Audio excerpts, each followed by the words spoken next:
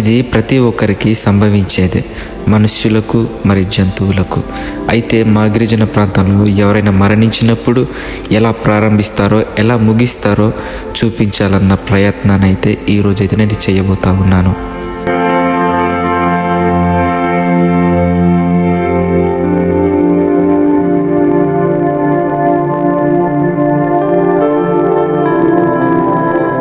గ్రామస్తులు మరణించిన తర్వాత ఆ విషయాన్ని పెద్దలు తెలుసుకొని ఆ ఇంటికైతే చేరుకుంటారు. తరువాత ఈ సంఘటన ఎలా జరిగింది అని వాళ్ళు చర్చిస్తారు.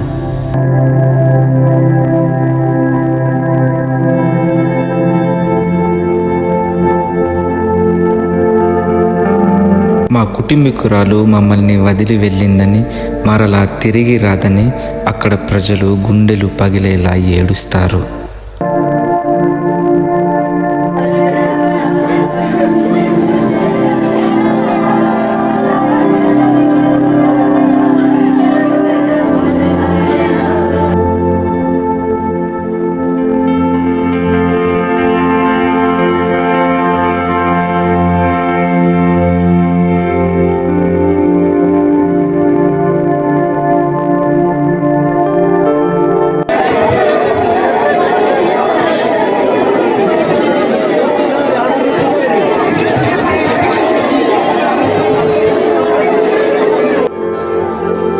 సాయంకాల సమయాల్లో అక్కడున్న గ్రామస్తులందరూ ఇంట్లో చేరుకుంటారు. యవ్వనస్తులేమి వృద్ధులునేమి ఆ ఇంటికి చేరుకొని ఆ దేహానికి కాపులుగా, ఆ ఇంటి ప్రజలకు ధైర్యం చెప్పేవారిగా అక్కడే నిద్రిస్తారు. కొందరు పడుకున్న తర్వాత కొందరు మంట కాచుకుంటూ అలానే ఉండిపోతారు. ఎందుకంటే ఆ సమయాన వాళ్ళకు నిద్ర కూడా పట్టదు.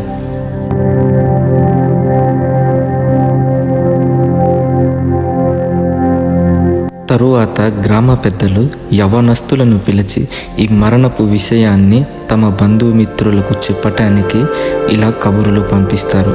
ఎందుకంటే కొన్ని ప్రాంతాలలో సిగ్నల్స్ అందుబాటులో ఉండవు, కావున ఇలా నోటి కబురు అయితే పంపిస్తారు. ఆదివాస గిరిజనుల్లో తమలో ఎవరైనా చనిపోయినప్పుడు ఇలా మట్టి కుండను, తర్వాత తెల్లటి వస్త్రాన్ని, తర్వాత అందులో కాస్త బియ్యాన్ని, తర్వాత చిన్నగా ఆయిల్ను కూడా తీసుకుని వెళతారు. ఈరోజు ఆదివాస గిరిజన ప్రాంతంలో మరణించింది ఒక వృద్ధురాలు. తరువాత అనేక చోట్లలో నివసిస్తున్నటువంటి గిరిజనులు తమ బంధుమిత్రులు ఆ తల్లిగారి దగ్గర చేరటానికి త్వరపడి వస్తారు. ఆ బాధలలో, ఆ దుఃఖములో వారిని ఎటువంటి ఆటంకాలైనా కానీ, ఎటువంటి మార్గమైనా కానీ వారిని ఆపజాలదు.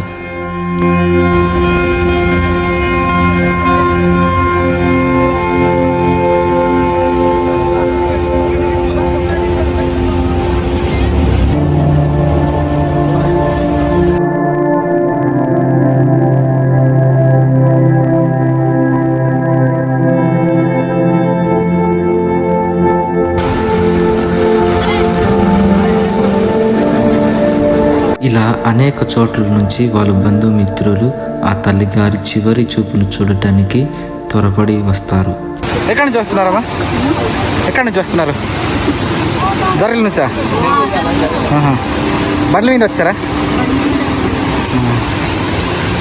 కబురు వచ్చిండారు, ఉదయం కబురు వచ్చిండారా?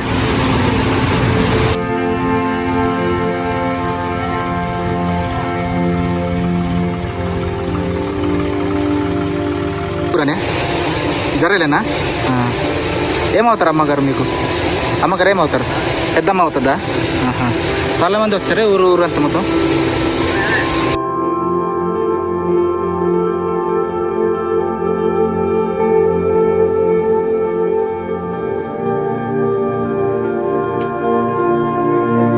ఇలా అనేక చోట్లలో నుండి తల్లిగారి దగ్గరికి అయితే చేరుకుంటారు. ఇలా చేరుకున్న తర్వాత అమ్మగారి దేహానికి ఆనుకొని తమ చేసిన వంటి జ్ఞాపకాలను గుర్తు తెచ్చుకుంటూ చిన్నపిల్లలునేమి పెద్దవారునేమి కుమిలి ఏడుస్తారు. ఆ సమయంలో వాళ్ళను ఓదార్చే వారే ఉండరు, ఎందుకంటే ఆ రోజు అందరూ దుఃఖంలో మునిగిపోయి ఉంటారు.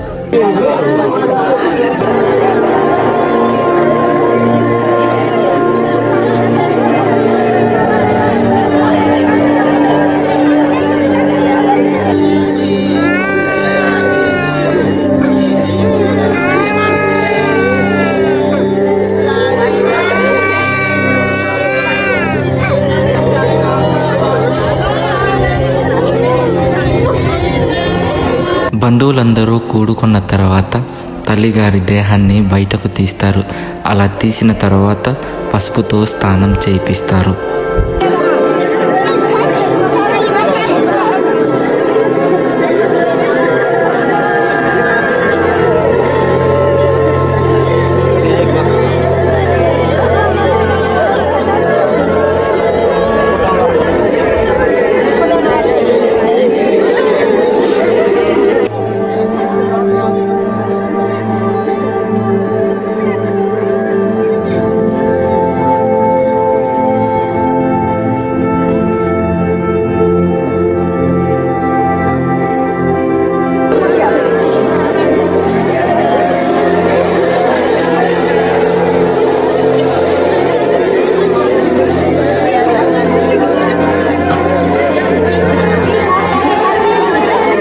ఇలా చివరి క్షణాలలో ఇలా పసుపుతో ఎందుకు రాస్తారు అంటే ఇదే ఆమెకు చివరి అలంకరణ కాబట్టి. అందుకే ఇలా మా గిరిజనులు పసుపుతో ఆమెను రాసి ఆమెకు చీరలు కడతారు.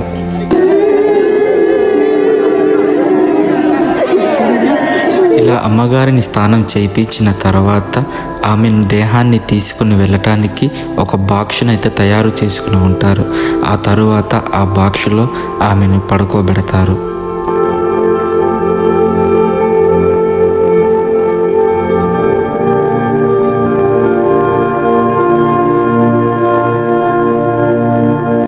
ఆ తరువాత తమ మనవడలకు పుట్టినటువంటి పిల్లలను ఆమె దేహంపై నుంచి 3 సార్లు ఇటు అటు దాటిస్తారు. ఎందుకంటే ఇది పూర్వం నుంచి ఉన్న ఒక సాంప్రదాయమే.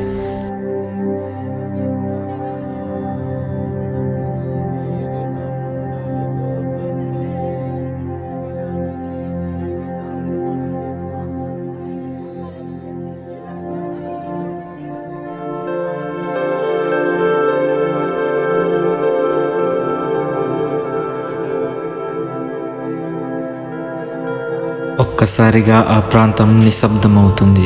ఆమె మరణంతో ప్రకృతి కూడా నిశ్శబ్దం పాటిస్తుంది. అక్కడ ప్రజలు ఆమె కోసం గుండెలు పగిలేలా బాధపడుతున్నారు. ఆమె లేని లోటు వారి జీవనంలో ప్రతిక్షణం ప్రతిధ్వనిస్తుంది. ఆమె మాటలు, ఆమె చేతుల కదలికలు, ఆమె ఆదర్శం. All of it is now just a memory, but one that brings booth of pride and painful.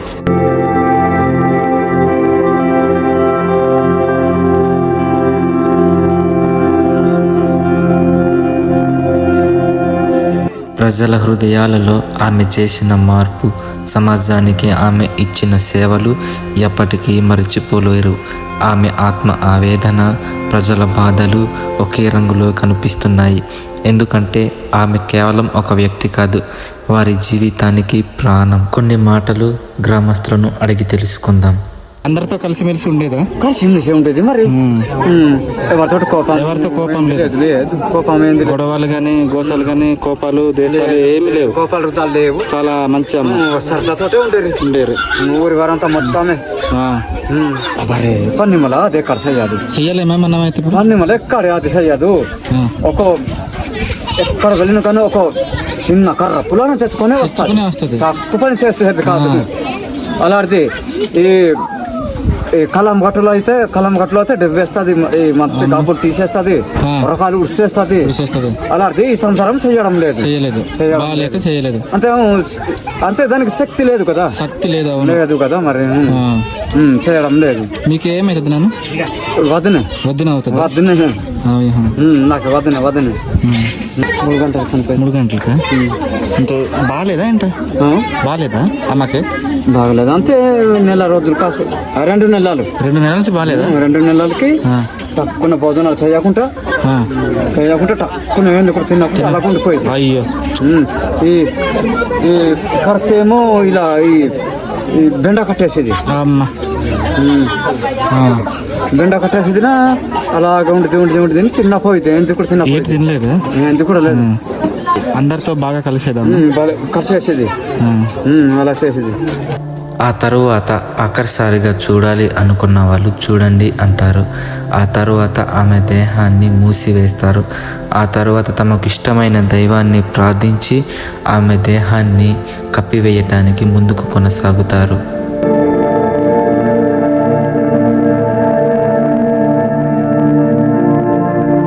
మరలా ఆ సమయంలోనే అమ్మగారు ఏ స్థలంలో అయితే ప్రాణాలు విడిచారో ఆ స్థలానికి తీసుకుని వెళ్తారు.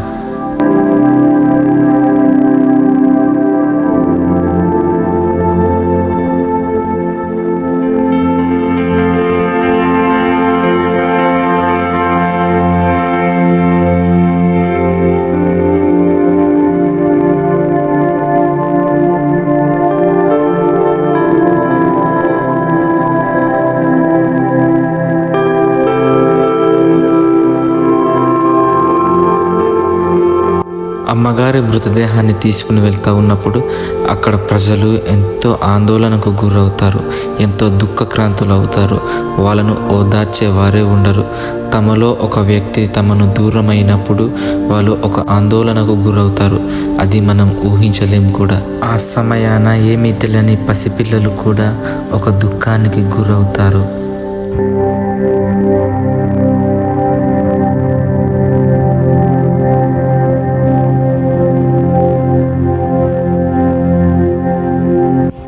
ఆ సమయంలోనే ఆ మృతదేహాన్ని పాతివేయటానికి గొయ్యునైతే తవ్వుకుంటారు. ఆ సమయాలలో ఇంకా గొయ్యిని తవ్వడం సాధ్యం కాకపోయి ఉంటే ఆ క్రమంలో మరలా తవ్వుతారు.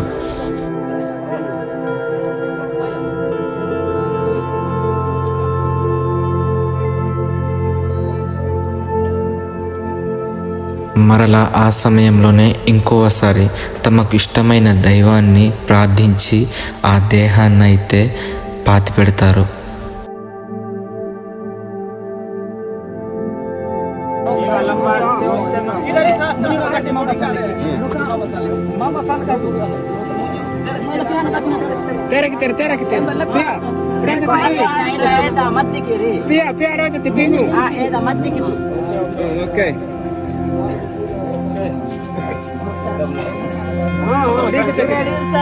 చివరిగా ఎవరైతే తమ కుటుంబంలో పెద్ద ఉంటారో వాళ్ళే మొదటిగా మట్టి వేస్తారు.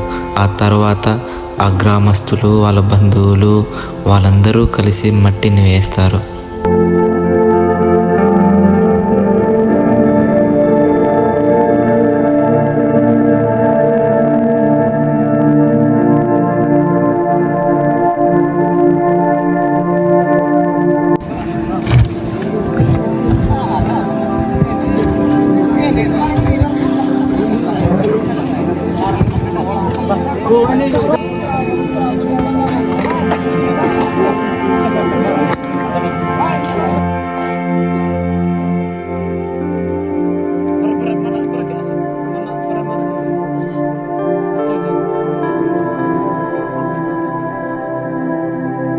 ఇక చివరి దశలో ఆ గ్రామానికి వచ్చిన బంధుమిత్రులు చాలా దూరం నుంచి వచ్చుంటారు కనుక అక్కడున్న యవ్వనస్తులు ముందే ఎరిగి అక్కడికి భోజనం అయితే ప్రిపేర్ చేస్తారు.